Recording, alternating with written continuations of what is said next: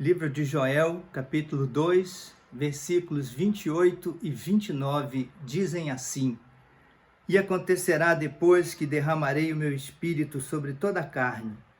Vossos filhos e vossas filhas profetizarão, vossos velhos sonharão, e vossos jovens terão visões.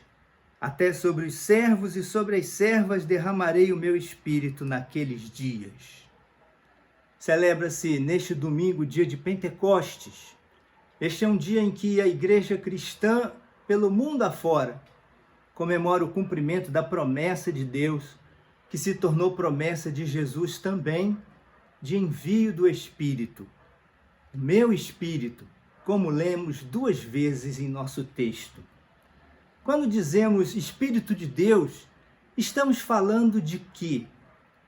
Para nós cristãos, trata-se do Espírito Santo, a terceira pessoa da Trindade. Essa é a compreensão da igreja a partir do ensino do Novo Testamento.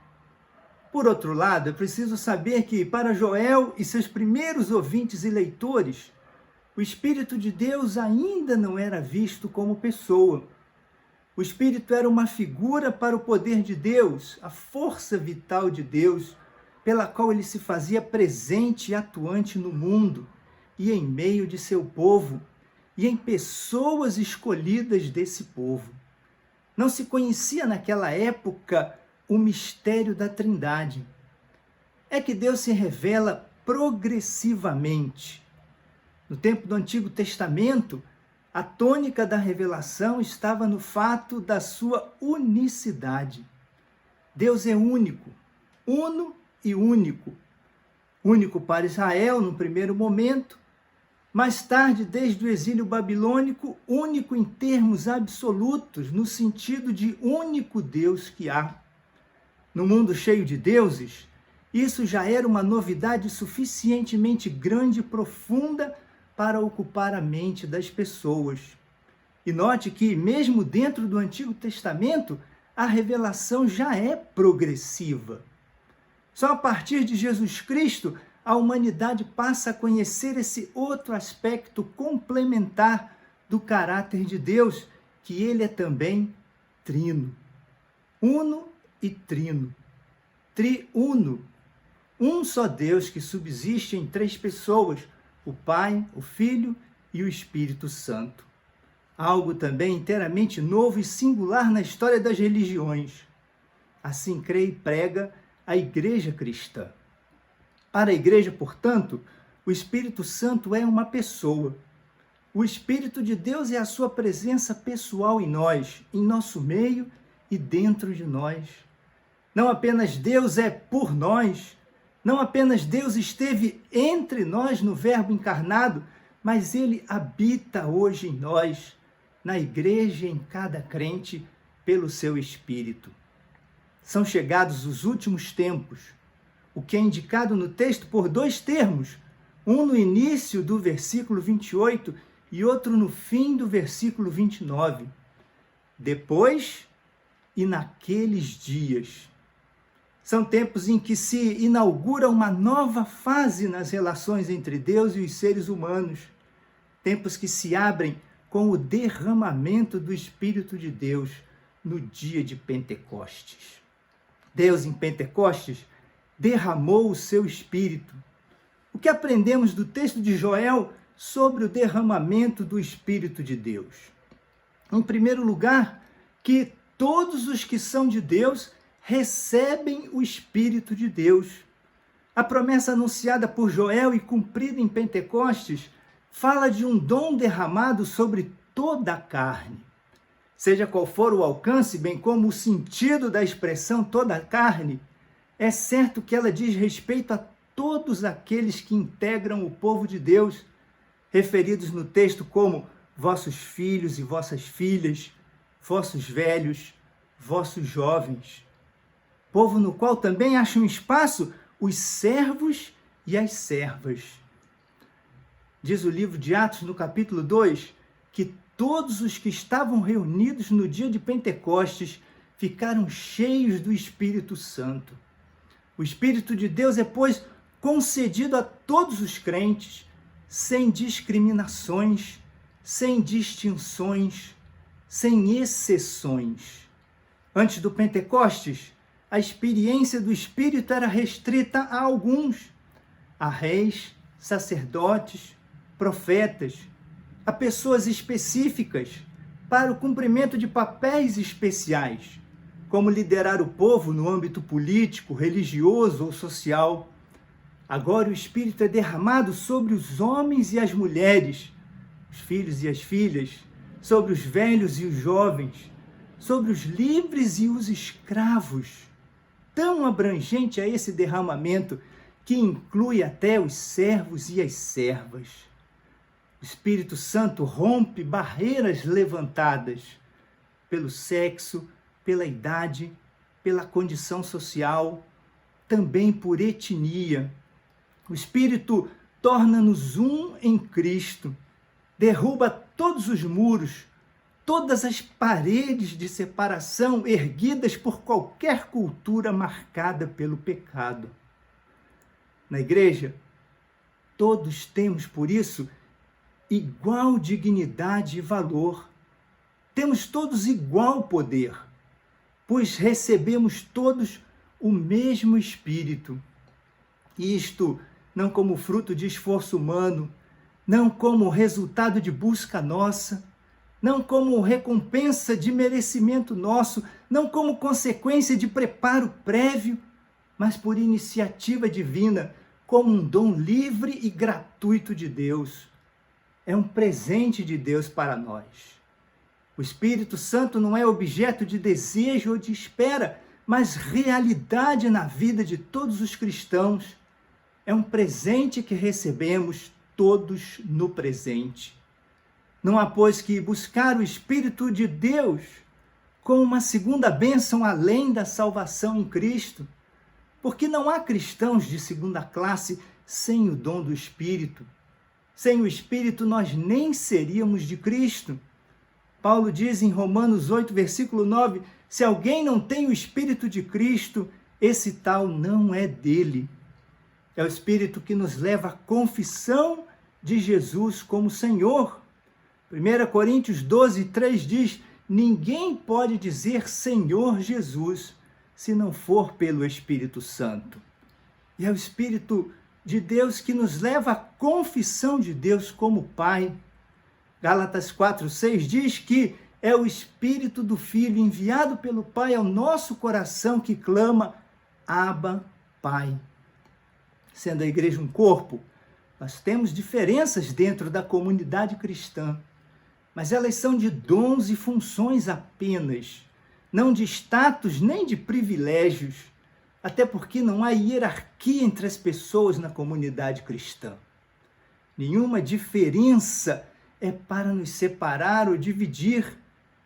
Todos estamos em estreita, íntima e direta relação com Deus, com o mesmo acesso ao trono da graça, sujeitos à mesma obediência às exigências do Senhor, com os mesmos direitos e deveres, com as mesmas bênçãos e responsabilidades, com a mesma vocação e capacitação dadas do alto. Esta é a primeira lição do nosso texto.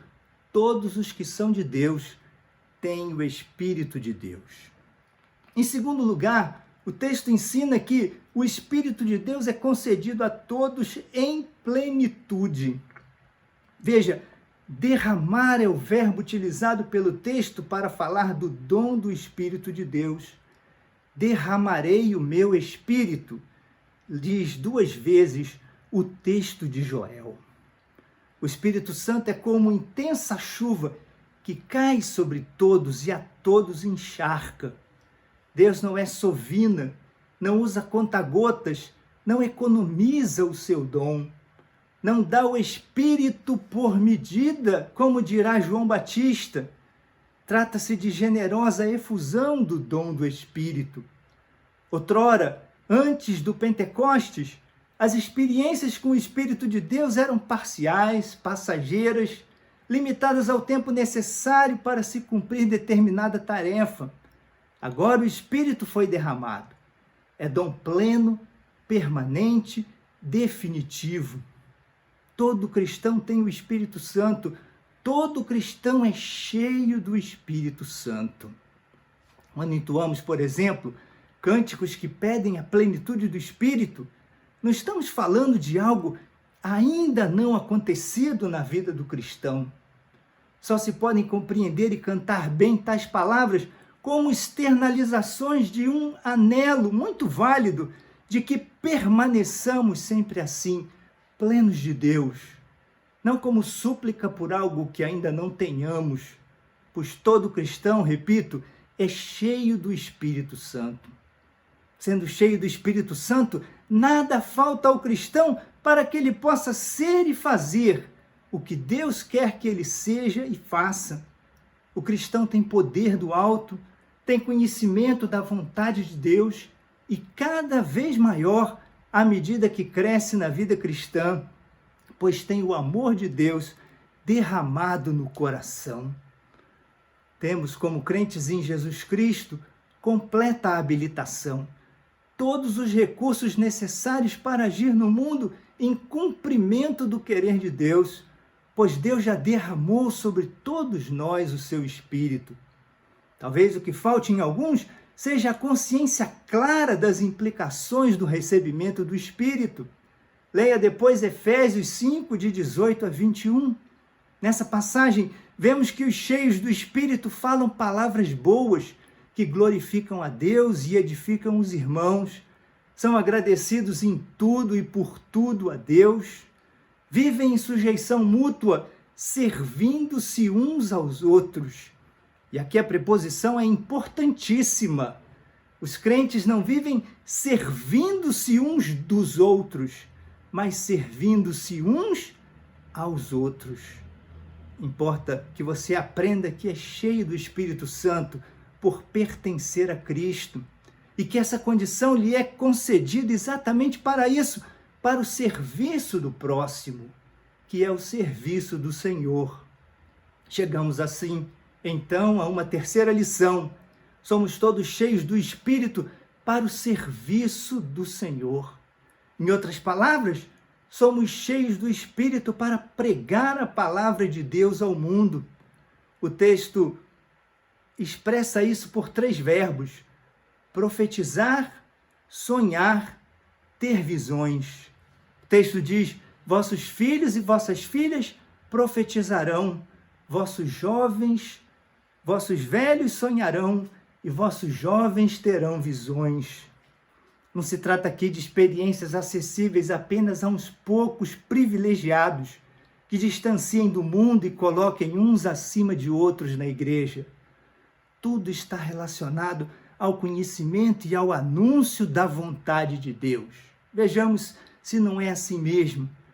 Profecia é fundamentalmente pregação, não previsão do futuro, como popularmente se pensa.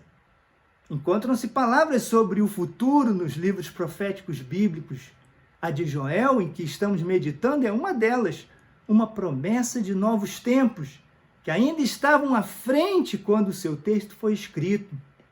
Só que aqui já estamos saindo do campo da profecia para o da escatologia, que trata das últimas coisas, da consumação da história. Mas essa é literalmente uma outra história. Importa aqui reter que o profeta não é alguém que prevê o que vai acontecer no futuro. O profeta não é o que fala antes, mas diante. Literalmente, a nossa palavra profeta em português, derivada do grego, quer dizer isso: aquele que fala na presença diante de outrem, diante do povo e diante dos poderosos, reis, sacerdotes, juízes, comandantes militares, profetas profissionais da corte ou dos santuários. Eu costumava brincar com os meus alunos no seminário, dizendo que se o profeta fosse o que fala antes, deveria ser chamado prefeta. Profeta é o pregador da palavra de Deus, endereçada ao presente, visando promover mudança de vida no presente, ajuste das vontades humanas à vontade do Senhor, correção dos caminhos humanos de acordo com o caminho do Senhor, a fim de que o futuro não seja um desastre, não traga desgraça, mas bênção. Profecia é pregação e sonhos e visões. Sonhos e visões, por sua vez, são formas de recebimento da mensagem divina no Antigo Testamento. A diferença entre elas era se o receptor da mensagem estava dormindo ou acordado. Rigorosamente falando, não são mais necessários. Acabou-se o tempo da revelação. Hoje temos na Bíblia tudo o que é preciso saber sobre a vontade de Deus. É estudá-la e ensiná-la. Conhecer a Deus e dá-lo a conhecer ao mundo. Colocar a Bíblia na língua e na mão do povo, como sempre preconizaram os reformadores e vários outros antes deles. Eis o significado da promessa de Joel: todos serão conhecedores e pregadores da palavra de Deus. Cumpre-se assim o anseio de Moisés, que todos do povo sejam profetas, como lemos em Números 11, 29. Para isso nós temos o Espírito, para o serviço glorioso de levar pessoas a invocar o nome do Senhor, para que sejam salvas. Todo aquele que invocar o nome do Senhor será salvo. Lemos no texto mais adiante. Invocar o nome do Senhor significa buscá-lo em oração, confiar nele, contar com o seu socorro, adorá-lo e servi-lo de coração, em resposta ao seu chamado para uma vida eterna em sua comunhão de amor. Esta é a obra do Espírito Santo, na qual ele se vale de nós. Conduzir as pessoas à confissão do senhorio de Jesus Cristo e a uma vida de seguimento obediente da causa do Evangelho do Reino de Deus. Para isso, o Espírito nos enche e nos usa para servir.